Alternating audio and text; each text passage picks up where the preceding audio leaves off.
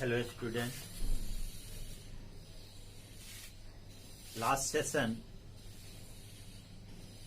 we had discussed on the experimental study of photoelectric emission. पिछले session में हम लोगों ने फोटो इलेक्ट्रिक एमिशन का एक्सपेरिमेंटल स्टडी पर हम लोगों ने चर्चा किया था. We now recall it. एक बार हम उसे अपने मेमोरी में वापस लाएं कि क्या क्या हमने जो है उसमें पढ़ा था. फर्स्ट याद करें, effect of the intensity on photo electric emission. तो हमने क्या ऑब्जर्वेशन, हमारा कंक्लूजन क्या था वहां पर. The first conclusion is the number of photo electron emitted पर second is directly proportional to the intensity of light. Number of photoelectrons emitted per second is directly proportional to intensity of light. ये हमारा पहला observation था. ठीक है. Second observation क्या था? The maximum kinetic energy gain by electron. इसमें याद करें, the effect of potential on photo electric emission. उसमें हमने क्या पाया था? The maximum kinetic energy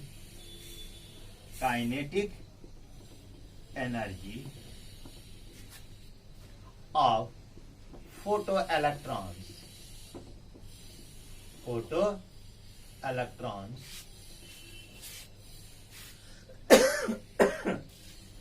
is directly proportional to the frequency of incident light.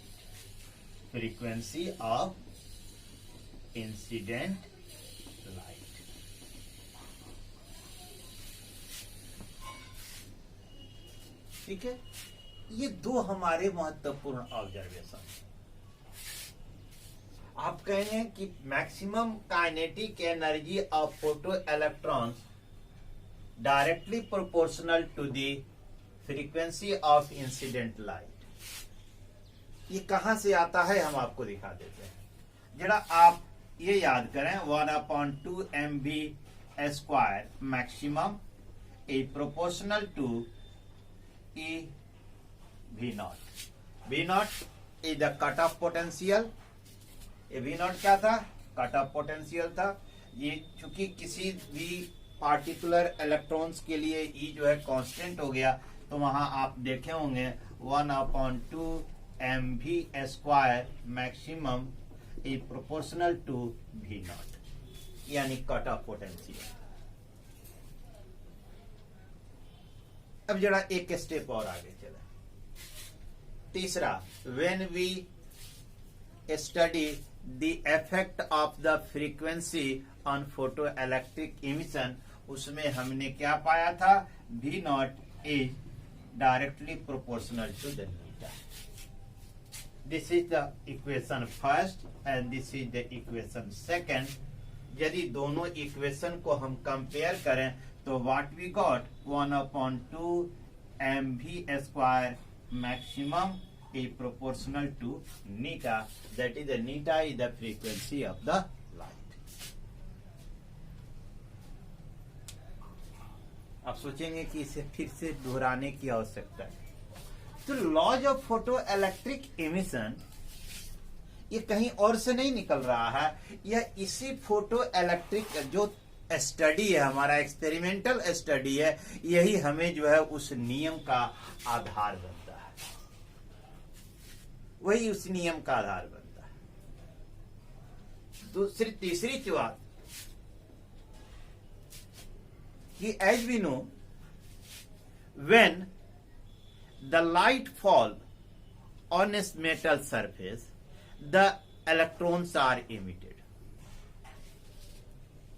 The frequency of the light should be minimum value, और उस मिनिमम वैल्यू को क्या कहते हैं? थ्रेशोल्ड। उसको क्या कहते हैं? Threshold frequency. That means if the frequency of the light incident below its threshold frequency, no emission of the electron takes place. Electrons के निकलने के लिए मेटल सरफेस से आवश्यक है कि जो फ्रीक्वेंसी की लाइट फॉल कर रही है वह जो है थ्रेशोल्ड फ्रीक्वेंसी से अधिक होना। उस मेटल, अलग अलग मेटल सरफेस के लिए थ्रेशोल्ड फ्रीक्वेंसी की वैल्यू भी अलग अलग होती है। तो for the given particular metal surface,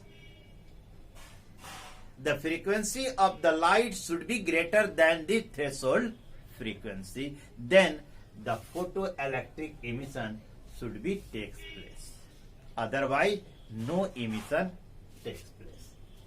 it clear? So this is the first law. The number of photoelectrons emitted per second is directly proportional to the intensity of light. Directly proportional to the intensity of the light. Provided the frequency should be greater than threshold frequency. Second law, the maximum kinetic energy of photoelectrons emitted is directly proportional to the frequency of incident light whatsoever be the intensity of light. यानी कि जो kinetic energy है वह जो है सीधे किसके proportional है? फ्रीक्वेंसी ऑफ लाइट के। इस बात से कोई मतलब नहीं है कि इंटेंसिटी क्या है, कितनी है, इंटेंसिटी चाहे जो भी हो। Third law, there no emission of photoelectron takes place if the frequency of the incident light is below its threshold frequency. इसके थ्रेशोल्ड फ्रीक्वेंसी से नीचे हो तो कोई इमिशन होता, फोटो इलेक्ट्रॉन का इमिशन नहीं होता है. फोर्थ, चौथा एक है नियम, वह क्या कहता है? The process of emission of photoelectron, the process of emission of photoelectrons is spontaneous.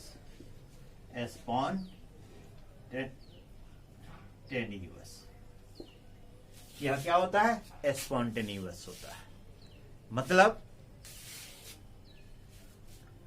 that means as soon as the light fall on the metal surface, as soon as the light fall on the metal surface, without any delay the electrons are emitted from the metal surface.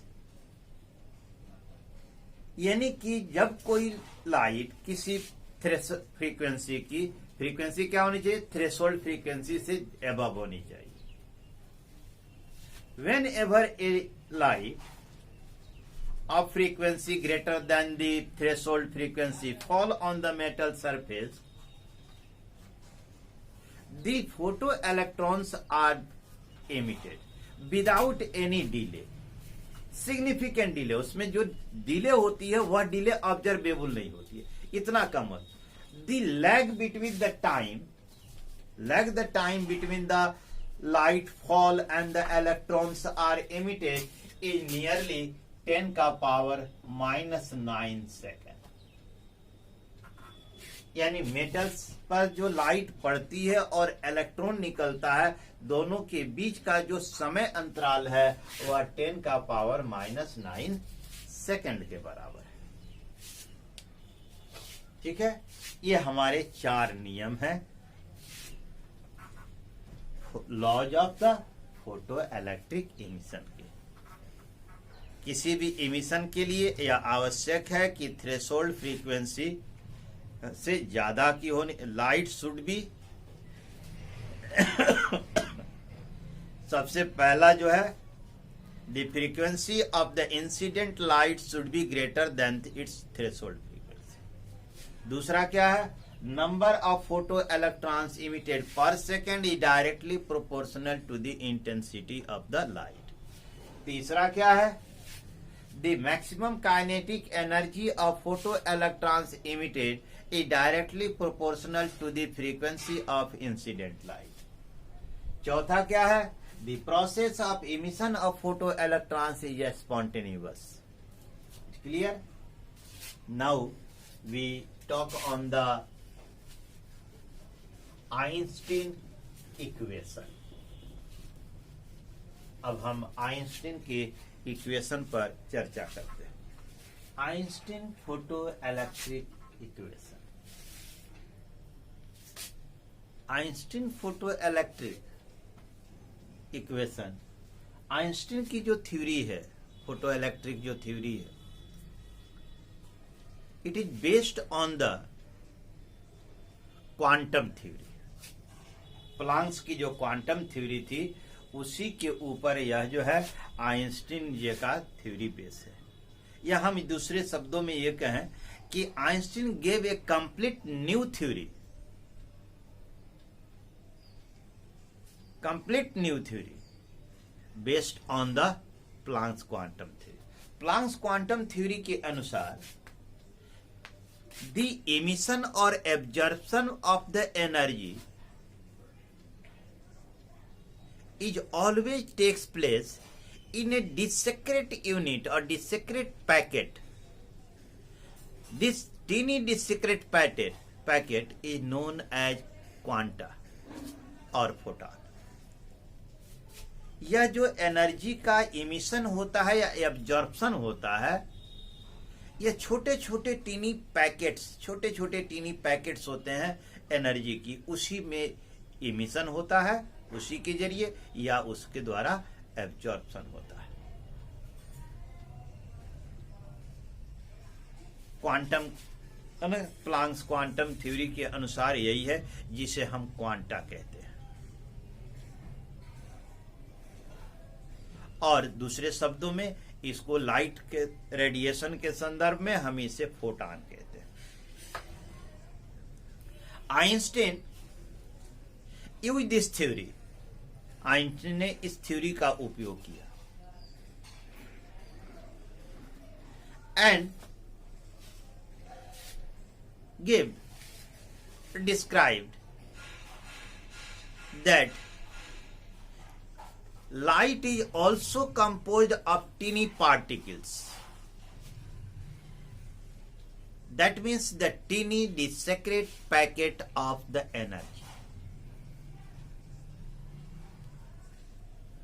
and each packet, each teeny packet, that is the each photon associated with the energy of h neta, associated with the energy of h neta, A is equal to h neta। यानी प्रत्येक photon के साथ जो energy associated होती है वह जो है h नीटा होती है, जहां h प्लांक्स कांस्टेंट है जिसकी वैल्यू होती है 6.63 इंटू 10 का पावर -34 जूल सेकंड, और नीटा is the frequency of radiation. According to the Einstein, when these photons or the radiation fall on the metal surface, this energy used in two way. यह energy दो तरीके से उपयोग में लाई जाती है. ठीक है, used in two way. In two way, यह दो तरीके से यह एनर्जी उपयोग में लाई जाती है. पहला किस रूप में भी होता है? A part of energy used to energize the electron which are on the surface. A part of this energy used by electron to enhance their energy to overcome the surface barrier. यानी कि एक part, जब यह light जब metal surface पर fall करती है, तब इलेक्ट्रॉन एक पार्ट से इस एनर्जी को लेता है और सरफेस बैरियर को ओवरकम करने में इसका उपयोग करता है. दैट इज, और the energy required to overcome the surface barrier is known as the work function. तो यह पहला क्या हो गया? वर्क फंक्शन, जिसे फाई नॉट से सूचित करते हैं. ठीक है. The remaining part provide the kinetic energy of the photo electrons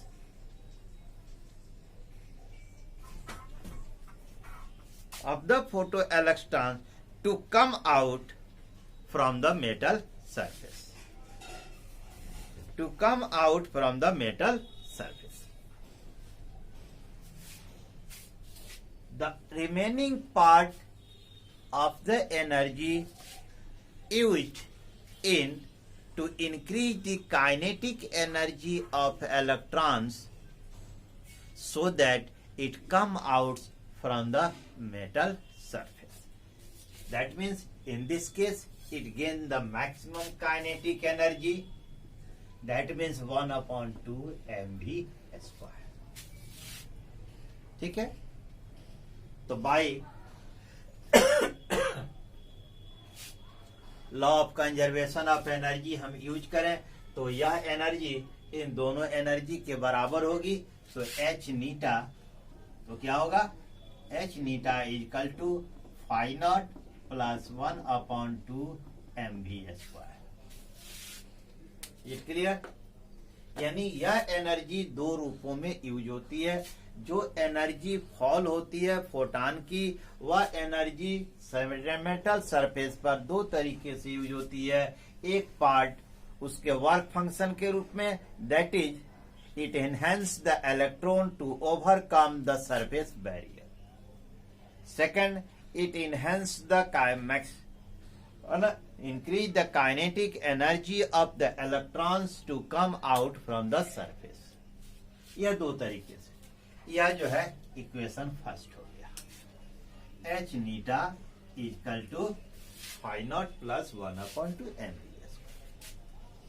यदि मान लें कि जो इंसिडेंट लाइट है उसकी जो फ्रीक्वेंसी जो नीटा यहां हमने यूज किया है, यह जो है थ्रेशोल्ड फ्रीक्वेंसी के बराबर हो. सपोज दैट थ्रेशोल्ड फ्रीक्वेंसी किसका? द मिनिमम फ्रीक्वेंसी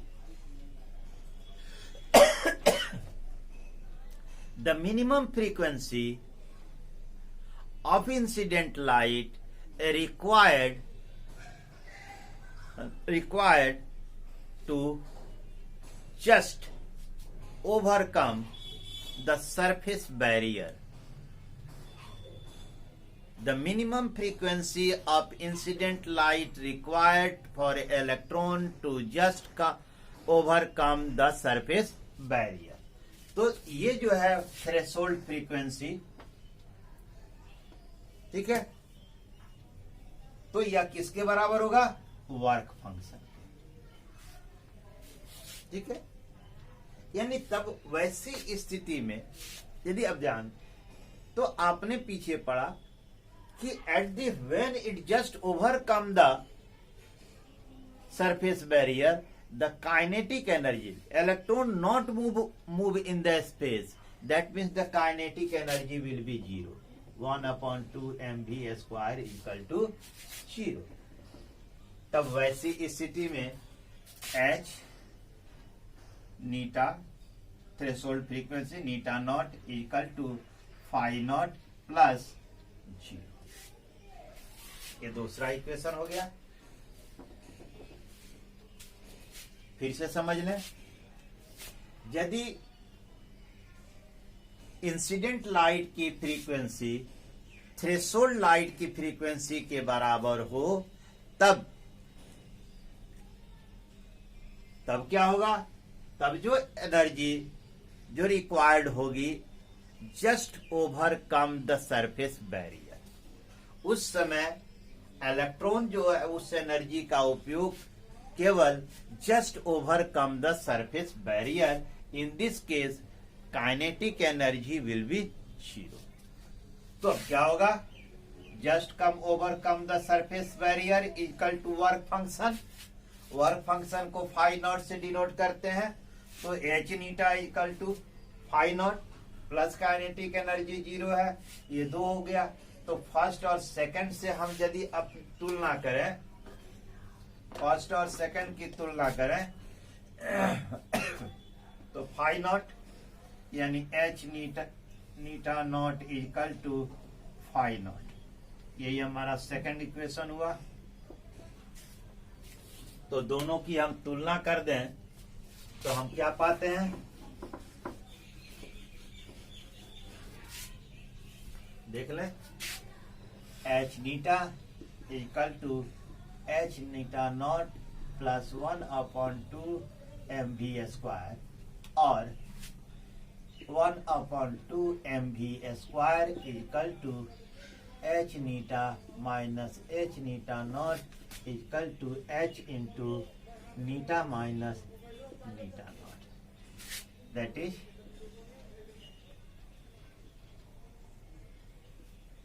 1/2 mv² बराबर एच नीटा माइनस नीटा naught. This is the Einstein equation. यह क्या है? आइंस्टीन का इक्वेशन है। इसी को हम कहते हैं आइंस्टीन इक्वेशन। अब यदि हम एच नीटा की जगह नीटा है ना, नीटा माइनस नीटा है ना, बराबर हम नीटा यूज करें, और तब क्या होगा? 1/2 mv² बराबर एच नीटा, h is the Planck constant, तब हम कह सकते हैं 1/2 mv² is proportional to the frequency. ये किसके बराबर? अभी just laws of the frequency में फोटो इलेक्ट्रिक इमिशन में हमने देखा कि maximum kinetic energy is directly proportional to the frequency of the light. यहां आ गया, इट क्लियर, mv²। अब जरा देखें, v इक्वल टू नीटा लेमडा, यह होता है, ठीक है। तो नीटा बराबर क्या होगा? v by lambda.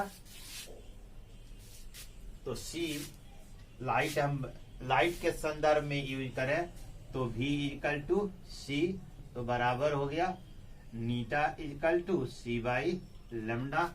तो हम यदि इसको इस जगह पे यहां रखें, 1/2 mv² equal to h c by lambda, इस इक्वेशन से, चूंकि h कांस्टेंट है, velocity of light is also constant, then 1/2 mv² is proportional to 1 by lambda. Lambda is the wavelength of the light. ये हमारा आइंस्टीन का equation है, इसे हमें ध्यान से देखना चाहिए। it is very useful to solve the numerical. You must keep in mind Einstein equation, that is the energy H neta, that is energy of photon used in two way. First, it enhance the electron to overcome the surface barrier, that is the equal to work function. Second, it increase the kinetic energy of electron to maximum so that it come out from the surface. So H neta is equal to phi naught plus 1 upon 2 MVA square. It clear? यदि frequency threshold frequency के बराबर हो तो वैसी स्थिति में जो energy होती है वह केवल enhance the electron to overcome the surface barrier, लेकिन काइनेटिक एनर्जी जीरो हो जाती है। तब वैसी स्थिति में एच नीटा naught is equal to only phi naught, that is the work function. तो दोनों इक्वेशन को हम मिलाते हैं तो हम पाते हैं एच नीटा इक्वल टू एच नीटा naught equal to 1 upon 2 MV square. Is clear? In the next session, we talk about the particle nature of the light and its properties, and then de Broglie equation. Thanks.